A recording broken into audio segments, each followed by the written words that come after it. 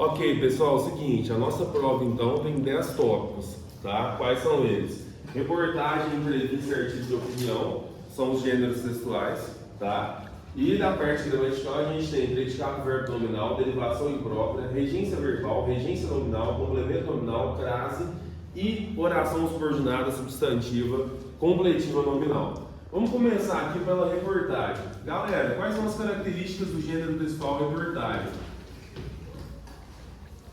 O que vocês podem me falar sobre reportagem?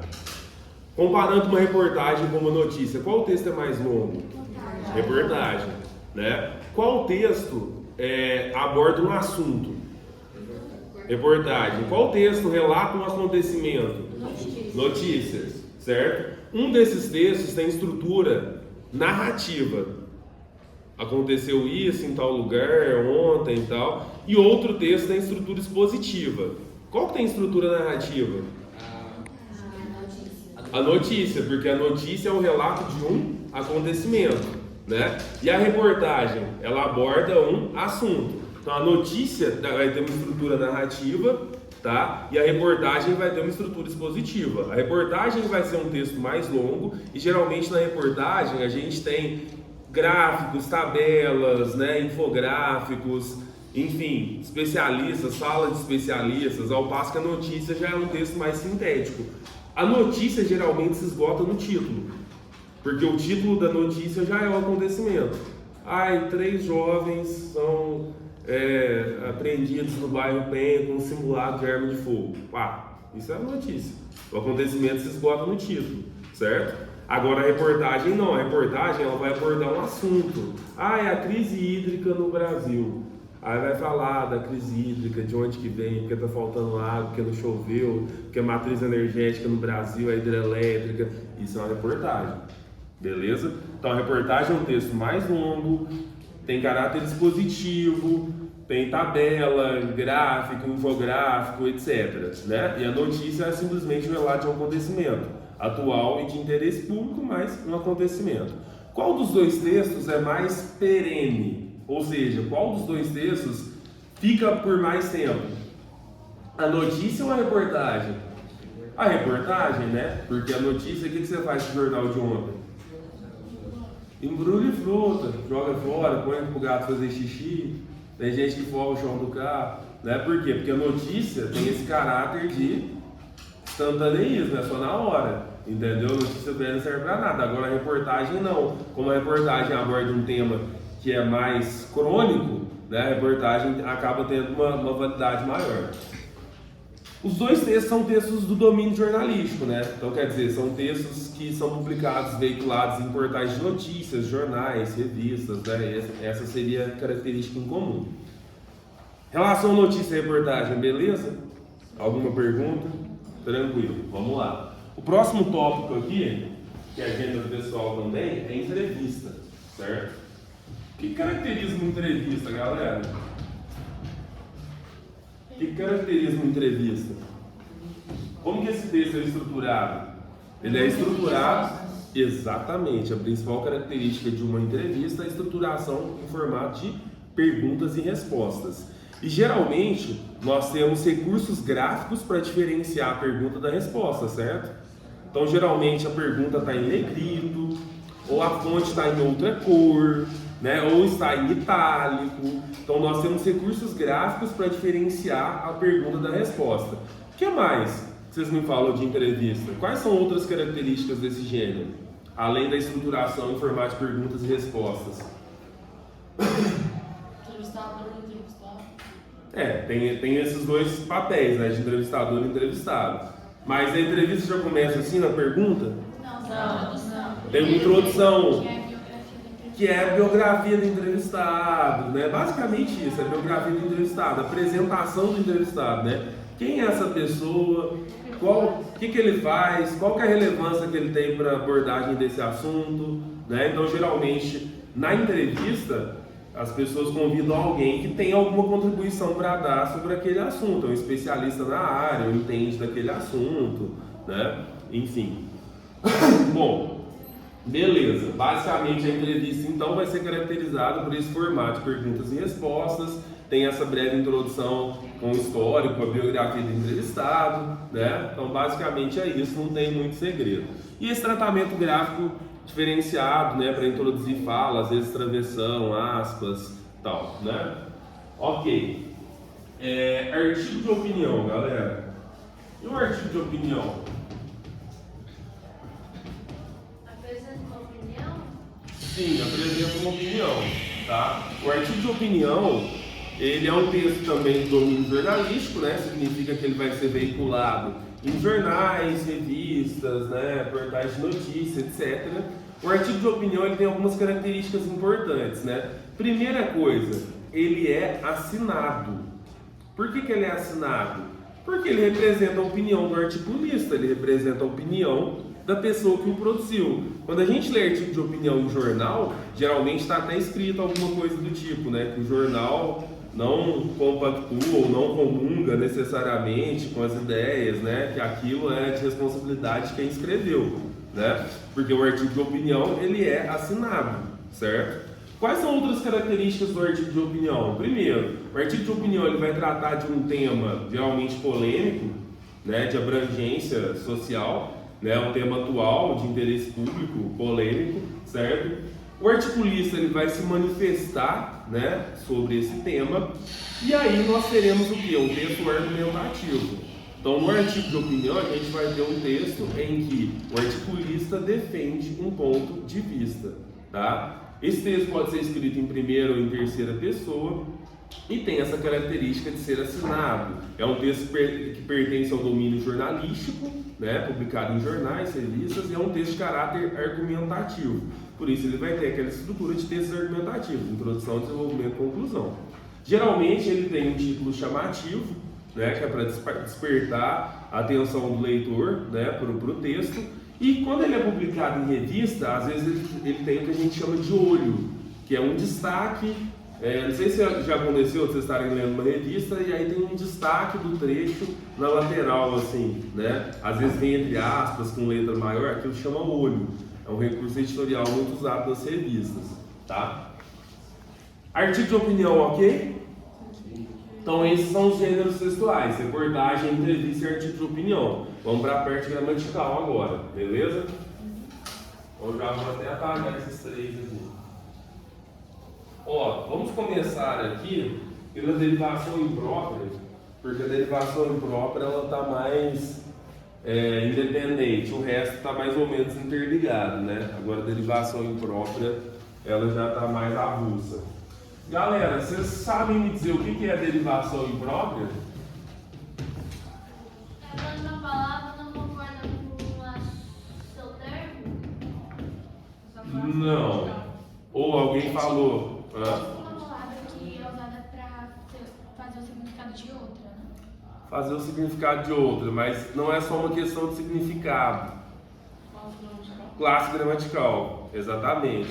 Então, quando eu utilizo uma palavra que originalmente pertence a uma classe gramatical, eu uso em outro contexto, eu faço aquela palavra mudar de classe gramatical, isso é uma derivação imprópria, né? Então, vamos pensar no seguinte: eu tenho aqui a palavra monstro. O que monstro é originalmente? Sem contexto, só monstro. Substantivo, exatamente, substantivo, né? Então, monstro é uma palavra utilizada para designar um ser de aparência horripilante, é um monstro, certo? É um substantivo. Mas aí eu vou e falo assim: nossa, na vinda para cá havia um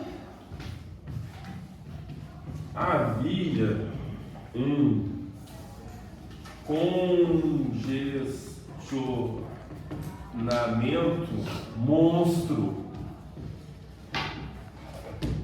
Na vinda para cá havia um congestionamento monstro. O que aconteceu aqui? Virou o quê? Exatamente, virou adjetivo. Porque aqui eu estou usando congestionamento para caracterizar aliás, estou usando monstro para caracterizar o congestionamento, né? Contrário. Então, o monstro aqui virou adjetivo, uma característica do congestionamento, um congestionamento monstro. O que eu estou querendo dizer com isso? Que é um congestionamento gigante, grande, né? Então eu peguei uma palavra aqui que é originalmente substantivo e eu transformei em adjetivo. Nós fazemos isso o tempo inteiro, tá? Então eu viro e falo assim, nossa, como é difícil ouvir um não. Ó, não é advérbio de negação, né? Não, o don't do inglês, né? Advérbio de negação.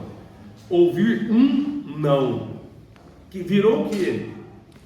Ouvir um não. Toda palavra antecedida de artigo vira o quê? Substantivo. Muito bem, mano. Substantivo. Certo? Então toda palavra antecedida de artigo vira um substantivo. Então derivação imprópria é quando eu mudo a classe gramatical da palavra. Certo? Beleza. Vamos continuar agora. Derivação imprópria. Ok. Vamos agora para a parte de predicado verbo nominal. Galera, vamos lembrar aqui um pouquinho do predicado verbo nominal. Estou procurando uns dias aqui. Vamos lembrar aqui do predicado verbo nominal.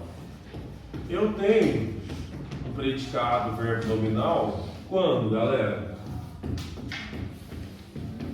É quando o núcleo da oração é um verbo de ação e tem um complemento. Quando o núcleo do predicado, né? Porque quando eu vou analisar a classificação do predicado, eu tenho que olhar para o núcleo do predicado, né?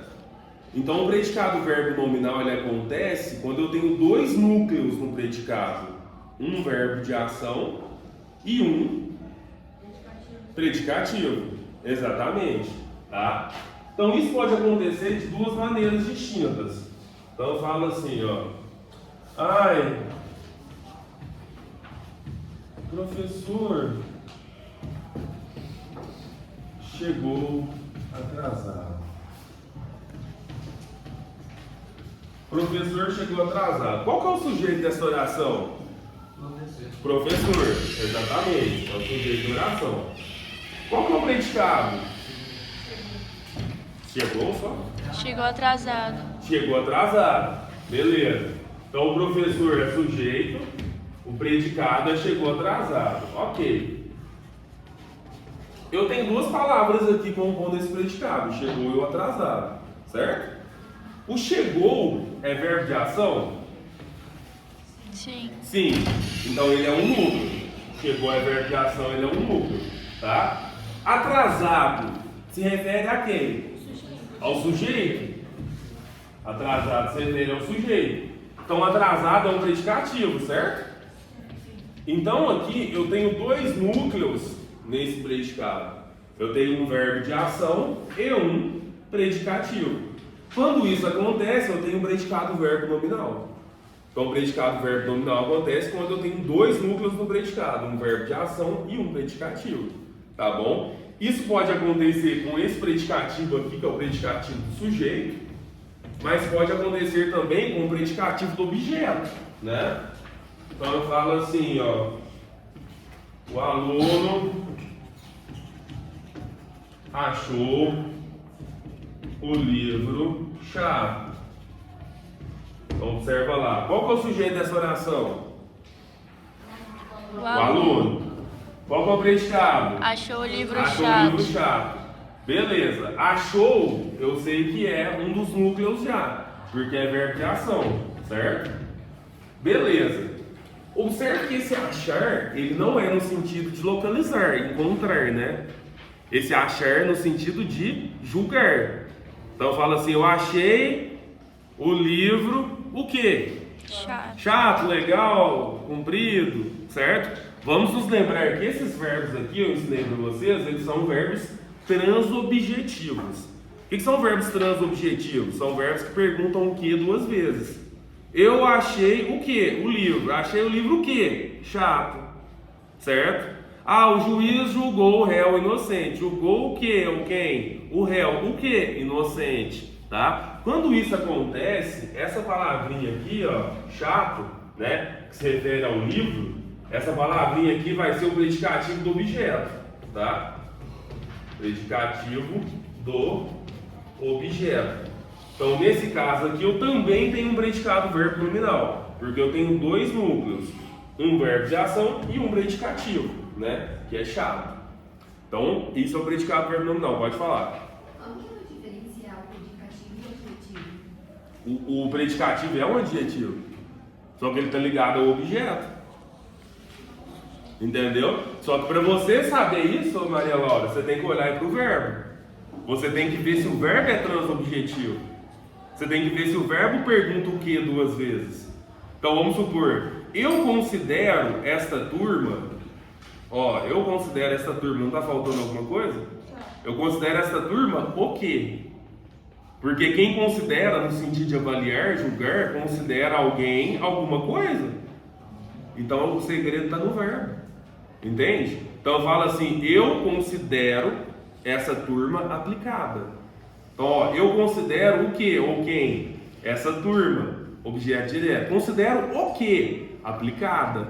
Aplicada é predicativo do objeto. Aplicada vai ser Predicativo do objeto. Mas aí não pode ser um adjetivo. É um adjetivo, só que adjetivo é classificação morfológica.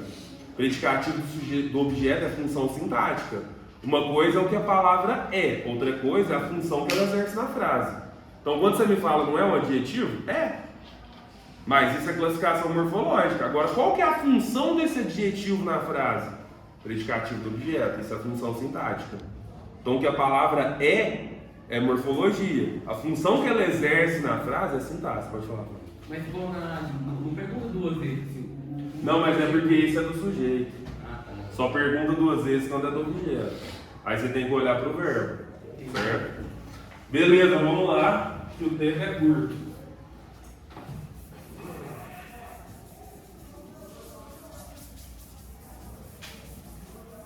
Ok. Vamos agora para a regência verbal nominal.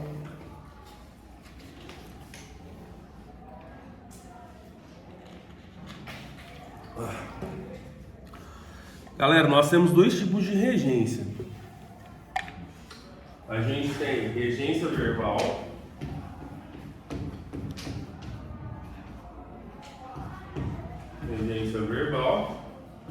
e a gente tem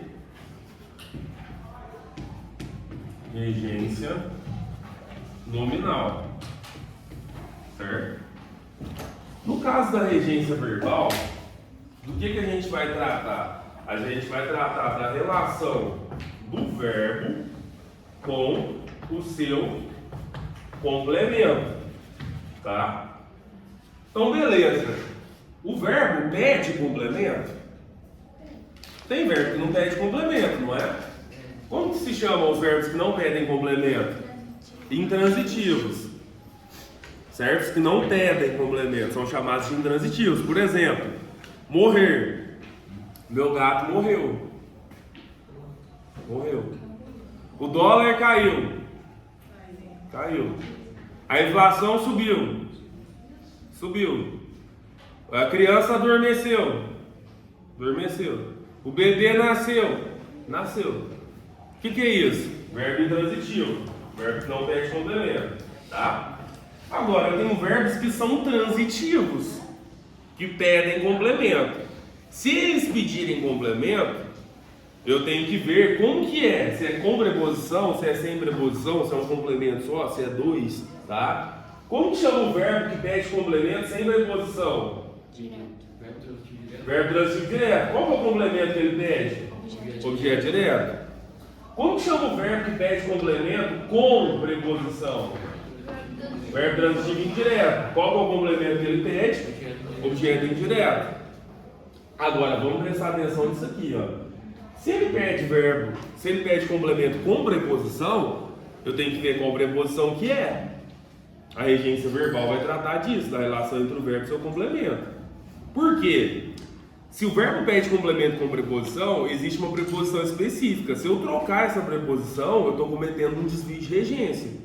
Então, por exemplo, concordar. Quem concorda, concorda com. Acreditar. Quem acredita, acredita em. Pertencer. O que pertence, pertence a. Gostar. Quem gosta, gosta de. E assim por diante. Concordar com. Discordar de. Pertencer a.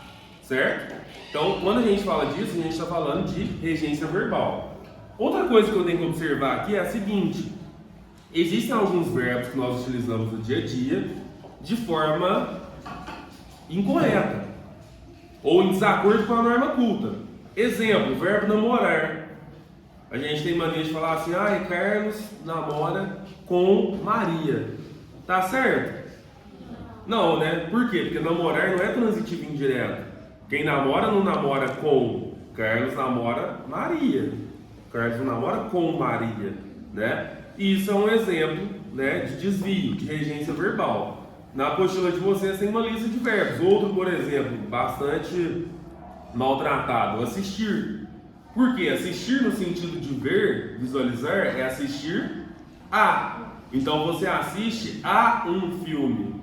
Você assiste ao Campeonato Brasileiro. Você não assiste o filme, o Campeonato Brasileiro. Até porque alguns verbos, ao mudarem de regência, mudam de sentido. Lembram-se disso? Então, por exemplo, assistir a é visualizar. Agora, se eu utilizar só assistir, por exemplo, assistir o campeonato, o que significa? Significa dar assistência. Significa que você trabalhou lá. Então, por exemplo, a enfermeira assistiu o médico. Quer dizer, ela ajudou, ela deu assistência. Entendeu? Agora, se eu coloco assistir a, é no sentido de visualizar. Certo? Outras coisas importantes aqui. Então, a gente falou verbo intransitivo, que não pede complemento. O transitivo direto pede complemento sem preposição. O transitivo indireto pede complemento com preposição. E ainda tem o bitransitivo, que é o verbo transitivo direto e indireto. Ele pede dois complementos. Ele pede um objeto direto e ele pede um objeto indireto. Tá? Oferecer. Quem oferece, oferece alguma coisa a alguém, exatamente. A vendedora ofereceu descontos ao cliente. Ofereceu o quê? Descontos. Objeto direto. A quem? Ao cliente. Objeto indireto. Vamos lembrar que o objeto indireto é aquele que é preposicionado. Certo? Beleza. Tendo dito isso, vamos falar agora da regência nominal. O que acontece aqui na regência nominal? A regência nominal ela vai tratar da ligação entre o nome relativo e o seu complemento nominal. Tá? Nome relativo e complemento nominal. Certo? O que é um nome relativo? É uma palavra que não é verbo, mas pede complemento com preposição. Se ela não é verbo, ela pode ser o quê? Três coisas ela pode ser. Ela pode ser substantivo, ela pode ser adjetivo ou ela pode ser advérbio, tá? Então vamos pegar aqui, ó, substantivo medo. Quem tem medo de alguma coisa, certo? Medo é verbo? Não, substantivo, abstrato, né? Medo. Mas quem tem medo de alguma coisa. Então, beleza, eu vou dizer que na expressão medo de escuro, a palavra medo é nome relativo e de escuro é complemento nominal. Certo? Quais termos, né? Quais palavras podem ser nomes relativos? Ou substantivos, ou adjetivos, ou advérbios. Tá? Então, eu vou pegar aqui o adjetivo. Vamos dar um exemplo. Eu falo assim, fulano está apto para o trabalho. Fulano está apto para o trabalho, está preparado, está pronto, certo? Fulano está apto para o trabalho, ok. Então aqui a palavra apto é um nome relativo e para o trabalho é um complemento nominal. Advérbios também podem funcionar como nomes relativos, né? Então vamos pegar aqui um advérbio. Deixa eu apagar um pouco de coisa aqui. Vamos pegar aqui um advérbio. Ó. O juiz falou favoravelmente ao réu. O juiz falou favoravelmente ao réu. Então a gente tem aqui favoravelmente, que é um nome relativo, porque favoravelmente a alguém, a algo, ao réu, que é o complemento nominal. Certo? Então a regência nominal ela vai tratar desses nomes relativos, dessas palavras que não são verbos, mas pedem complemento preposicionado. O complemento dessas palavras é o complemento nominal, tá? Beleza. Vamos continuar aqui então. Regência verbal, regência nominal, complemento nominal, falei. Então agora estão faltando 2 tópicos aqui. Frase, oração subordinada, substantivo, completiva, nominal. Vou aproveitar isso aqui para já explicar a oração subordinada. Daí a gente encerra com a frase. Ok. Vamos considerar o seguinte. Deixa eu apagar aqui.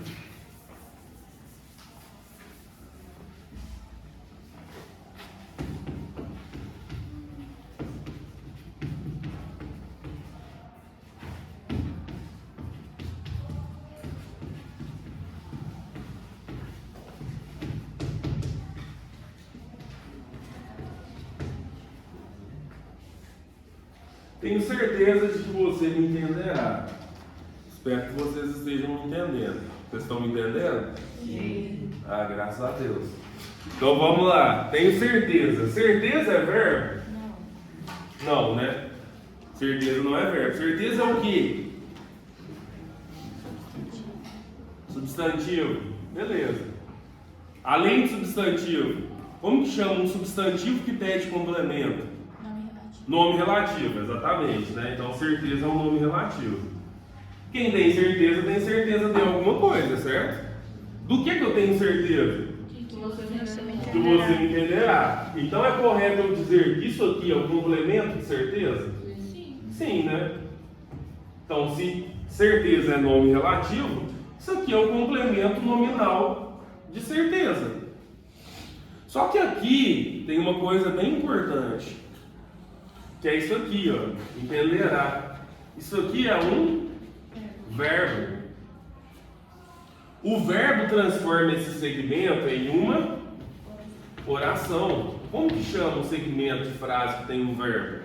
Um grupo de palavras organizado em torno de um verbo chama oração, certo? Então esse verbo aqui dentro, ó, faz desse termo uma oração que exerce função de complemento nominal. Qual que é o nome que eu vou dar para essa oração?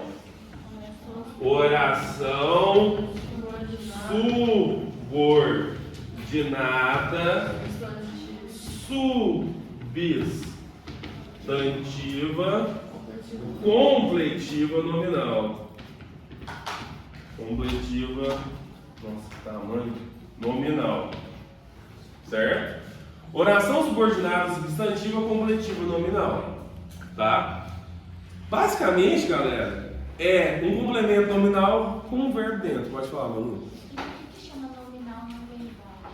Porque é complemento nominal isso aqui, ó. Aquilo ali é nome relativo. Esse verbo transforma esse segmento em uma oração. Essa oração exerce para outra função de complemento nominal.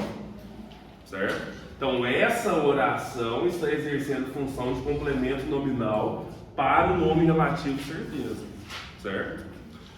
Beleza, tem como aumentar mais um pouquinho aqui? Tem, né? Porque tem um negócio que chama reduzida. O que é reduzida? A reduzida é quando eu coloco o verbo em uma das formas nominais, pode ser infinitivo, gerúndio ou particípio. Por enquanto a gente viu só infinitivo, então vamos escrever só infinitivo aqui para facilitar, tá?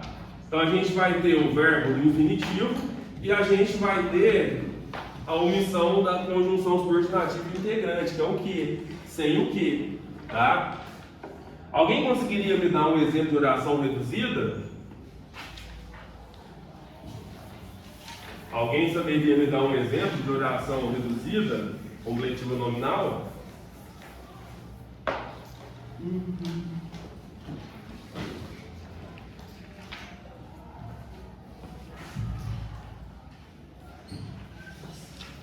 Alguém consegue? Não? Tem alguém com o livro aí? Dá uma olhadinha aí. O que seria uma oração reduzida?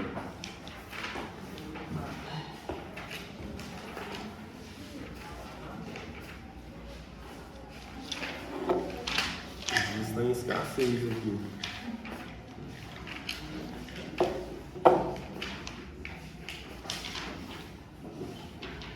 Ó. Vamos ver. Lá na página 31 do livro de atividades, dá uma olhadinha lá, ó. Tem uma oração que está assim. Tá vendo embaixo? Está assim, outros exemplos, desenvolvida e reduzida. Aí tá lá assim, ó, tive a impressão de que você estava voando. Essa é desenvolvida. A reduzida, tive a impressão de estar voando. Então, beleza, vamos lá. Tive a impressão